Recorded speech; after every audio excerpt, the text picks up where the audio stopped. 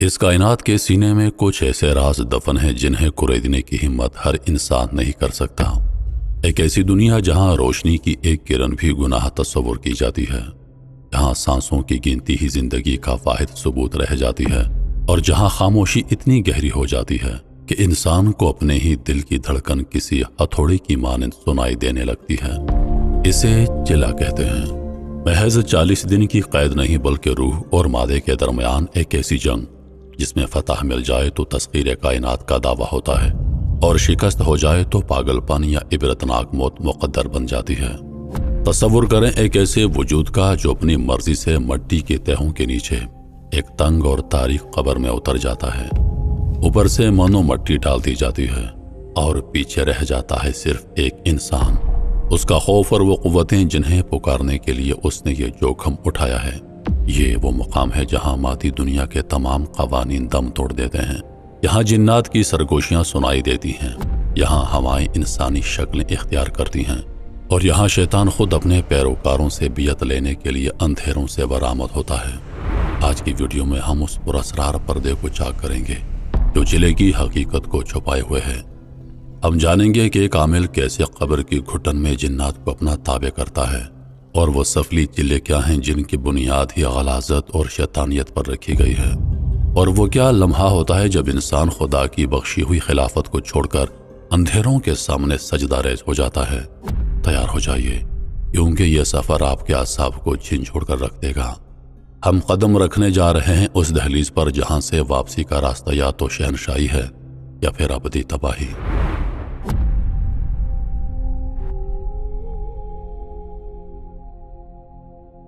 اور رات جب آسمان پر چاند کا نام و نشان نہیں ہوتا، جب ہواؤں میں ایک عجیب سی خنگی اور بھاری پن رچ بس جاتا ہے، تب ایک عامل اپنی زندگی کا سب سے خطرناک فیصلہ کرتا ہے۔ یہ فیصلہ ہے زندہ قبر میں اترنے کا۔ یہ کوئی عام گڑھا نہیں ہوتا بلکہ یہ وہ مقام اتصال ہے جہاں مادی دنیا کی سرحدیں ختم ہوتی ہیں اور مافوق الفطرت دنیا کے دروازے کھلنا شروع ہوتے ہیں۔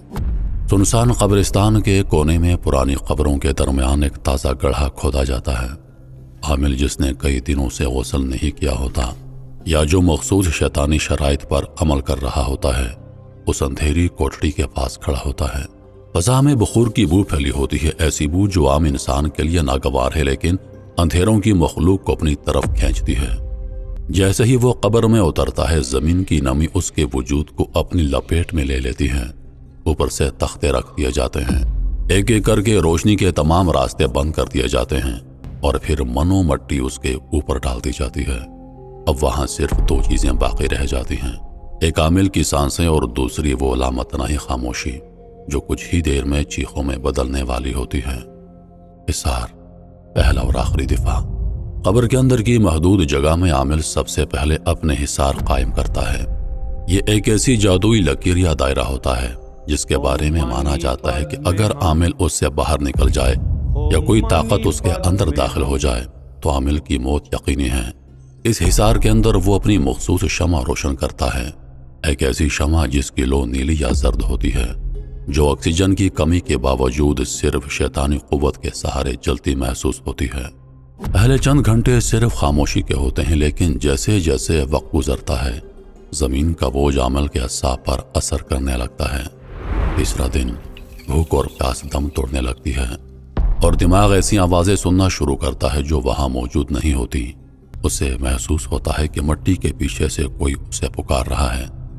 10واں دن، دیواروں سے سائے ابھرنے لگتے ہیں۔ اسے اپنی ہی قبر کی دیواروں پر وہ منظر نظر آتے ہیں جو اس نے کبھی نہیں دیکھے۔ یہ وہ مرحلہ ہوتا ہے جہاں ہمزاد یا شیطانی موکلات اس کے ارادے کو آزمانا شروع کرتے ہیں۔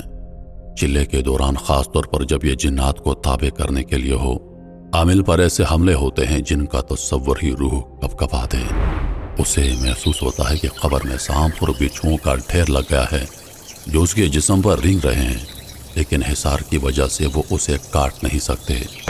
اسے اپنے پیاروں کی چیخیں سنائی دیتی ہیں، جیسے وہ قبر کے باہر کھڑے اسے پکار رہے ہوں کہ باہر آ جاؤ ورنہ ہم مار دیے جائیں گے۔ اگر عامل ایک لمحے کے لیے بھی ڈر کر حصار سے باہر نکلنے کی کوشش کرے تو مانا جاتا ہے کہ مٹی کا بوجھ اسے وہی کچل دیتا ہے، یا وہ ہمیشہ کے لیے ذہنی توازن کھو بیٹھتا ہے۔ چلے کے آخری ایام میں جب طاقتور جنات یا شیاطین کو یہ اندازہ ہو جاتا ہے کہ یہ شخص پیچھے ہٹنے والا نہیں، تو وہ اپنی اصل ہیبت دکھاتے ہیں۔ مٹی کی دیواریں جیسے پھٹ جاتی ہیں اور ایک ایسی مخلوق سامنے آتی ہے جس کی آنکھیں دہکتے ہوئے کوئلوں جیسی ہوتی ہیں۔ وہ عامل سے معاہدہ کرنے آتی ہیں۔ یہ وہ سودا ہوتا ہے جہاں انسان اپنی روح کا سودا کرتا ہے۔ وہ اپنی ایمانی طاقت ان اندھیروں کے سپرد کر دیتا ہے تاکہ وہ اسے تیسری آنکھ مل جائے جس سے وہ دنیا کے مخفی خزانے، لوگوں کے راز اور جنات کی فوج دیکھ سکے۔ 40ویں دن جب مٹی ہٹائی جاتی ہے تو وہ شخص جو باہر نکلتا ہے وہ نہیں ہوتا جو اندر گیا تھا۔ اس کی آنکھوں کی چمک بدل چکی ہوتی ہے، اس کا لہجہ انسانی نہیں رہتا، وہ مٹی اور گوشت کا انسان نہیں بلکہ اندھیروں کا ایک کارندہ بن چکا ہوتا ہے جس کے اشارے پر مخلوق خدا کو پریشان کرنے والی طاقتیں ناچتی ہیں۔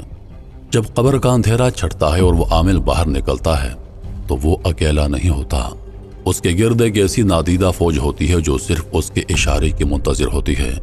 یہ وہ طاقتیں ہیں جو اس نے اپنی انسانیت اور روح کا سودا کر کے حاصل کی ہوتی ہیں۔ آئیے اس تاریک دنیا کے ان سیاہ اختیارات کا ذکر کرتے ہیں جو ایک کالے چلے کے بعد اس شخص کی مٹھی میں آ جاتے ہیں۔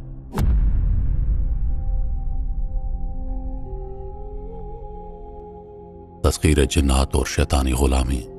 چلے کے اختتام پر شیطان یا اس کا کوئی بڑا کارندہ جسے ابلیس کا نائب کہا جا سکتا ہے عامل سے بیعت لیتا ہے۔ اس بیعت کے بعد اسے مخصوص موکلات دیے جاتے ہیں۔ یہ وہ جنات ہوتے ہیں جو اس کے تابع ہوتے ہیں۔ خبر رسانی۔ یہ جنات پلک جھپکنے میں دنیا کے کسی بھی کونے سے خبر لا سکتے ہیں۔ کسی کے گھر میں کیا ہو رہا ہے، کسی کی الماری میں کیا چھپا ہے، یہ سب اس عامل کے لیے ایک کھلی کتاب بن جاتا ہے۔ سفلی جادو کے ہولناک وار۔ اس چلے کے بعد عامل کالا جادو یا سفلی علم کا ماہر بن جاتا ہے۔ اس کے پاس ایسے شیطانی منتر ہوتے ہیں جو براہ راست انسانی زندگیوں کو تباہ کرتے ہیں۔ بندش بد۔ وہ کسی کا رزق، شادی یا اولاد کی نعمت کو باندھنے کی طاقت حاصل کر لیتا ہے۔ یہ ایک ایسی نادیدہ زنجیر ہوتی ہے جسے عام علاج سے نہیں کھولا جا سکتا۔ مرض خبیث۔ وہ جنات کے ذریعے کسی تندرست انسان کے جسم میں ایسی بیماریاں داخل کر دیتا ہے جن کا میڈیکل سائنس میں کوئی علاج نہیں ہوتا۔ عضو کا بیکار ہو جانا یا خون کی الٹیاں آنا اس کے بائیں ہاتھ کا کھیل بن جاتا ہے۔ جدائی اور نفرت۔ اس کے پاس ایسے منتر ہوتے ہیں جنہیں جلا کر یا کہیں دفن کر کے وہ ہنستے بستے گھروں کو چند گھنٹوں میں اجاڑ دیتا ہے۔ محبت کو نفرت میں بدلنا اس کا سب سے بڑا شیطانی کمال ہوتا ہے۔ تیسری آنکھ کا کھلنا۔ چلے کے بعد عمل کی بصارت عام انسانوں جیسی نہیں رہتی۔ وہ عالم برزخ اور عالم ارواح کے درمیان کی پرتوں کو دیکھنے لگتا ہے۔ اسے انسانوں کے گرد بنے ہوئے اورا نظر آنے لگتے ہیں جس سے وہ جان لیتا ہے کہ سامنے والے کے دماغ میں کیا چل رہا ہے۔ وہ زمین کے نیچے دبے ہوئے خزانوں، پرانی قبروں کے راز اور دفن شدہ جادوئی تعویذوں کو اپنی نظر سے پہچان لیتا ہے۔ سب سے خطرناک طاقت ہمزاد پر قابو پانا ہے۔ ہر انسان کے ساتھ ایک ہمزاد شیطانی ساتھی ہوتا ہے۔ چلے کے بعد عامل اپنے ہمزاد کو اس قدر طاقتور بنا لیتا ہے کہ وہ اس سے کوئی بھی مادی کام لے سکتا ہے۔ ہمزاد اس کا اہم شکل بن کر ایک ہی وقت میں دو مختلف جگہوں پر موجود ہو سکتا ہے۔ یہ ہمزاد دوسروں کے ہمزاد سے رابطہ کر کے ان کے ماضی کے وہ راز نکالتا ہے جو صرف اس شخص کو معلوم ہوتے ہیں، جس سے لوگ متاثر ہو کر اسے پہنچا ہوا بزرگ یا ماہر غیب سمجھنے لگتے ہیں۔ کالا جادو اور شیطانی قربانی۔ یہ طاقتیں برقرار رکھنے کے لیے اسے مسلسل ناپاکی اور شرکی کی حالت میں رہنا پڑتا ہے۔ وہ جتنا زیادہ غلیظ کام کرتا ہے، جیسے مقدس کتابوں کی بے حرمتی یا معصوم جانوروں کی شیطانی قربانی، اس کے جنات اتنے ہی زیادہ طاقتور ہو جاتے ہیں۔ یہ ایک ایسا چکر ہے جس میں واپسی کا کوئی راستہ نہیں۔ وہ ان طاقتوں کا مالک نہیں بلکہ ان کا مستقل غلام بن جاتا ہے۔ اس مرحلے پر پہنچ کر وہ انسان نہیں رہتا بلکہ ایک جیتا جاگتا عبرت کا نشان بن جاتا ہے۔ بظاہر وہ دنیا کو تسخیر کرنے نکلتا ہے لیکن اندر سے وہ خود ان قوتوں کے ہاتھوں پامال ہو چکا ہوتا ہے کہ اس کی اپنی ہستی ایک ملبے کا ڈھیر بن چکی ہوتی ہے۔ جب چلا ختم ہوتا ہے تو عامل کا جسمانی ڈھانچہ بدل چکا ہوتا ہے۔ اس کی آنکھوں کے گرد گہرے سیاہ حلقے پڑ جاتے ہیں جیسے وہ صدیوں سے سویا ہی نہ ہو۔ اس کی آنکھوں میں ایک ایسی وحشت اور چمک پیدا ہو جاتی ہے کہ کوئی انسان اس سے نظریں نہیں ملا سکتا۔ اس کے جسم سے ایک مخصوص قسم کی ناگوار بو آنے لگتی ہے۔ یہ وہ اس غلاظت اور شیطانی بخورات کی ہوتی ہے جو اس کے پور پور میں بس چکے ہوتے ہیں۔ آپ کو یہ جان کر حیرت ہوگی کہ وہ شخص جو دوسروں کو ڈراتا ہے وہ خود سب سے زیادہ خوفزدہ ہوتا ہے۔ وہ سکون سے سو نہیں سکتا، جیسے ہی وہ آنکھیں بند کرتا ہے وہ شیطانی مخلوقات جنہیں اس نے تابع کیا تھا اسے اپنی اصل ہیبتناک شکلوں میں نظر آنے لگتے ہیں۔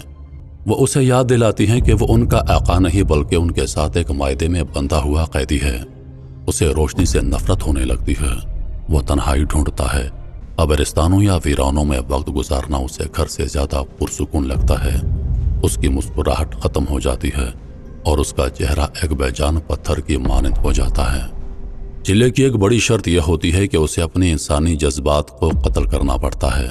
وہ اپنے ماں باپ، بیوی اور بچوں کو صرف گوشت کے لوتھڑے سمجھنے لگتا ہے۔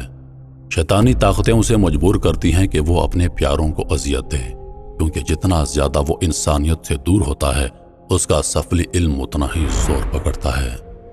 اکثر عامل اپنے ہی خاندان کے کسی فرد کی بھیڑ یا قربانی دینے کے قریب پہنچ جاتے ہیں تاکہ اپنے مرتبے کو مزید بڑھا سکیں۔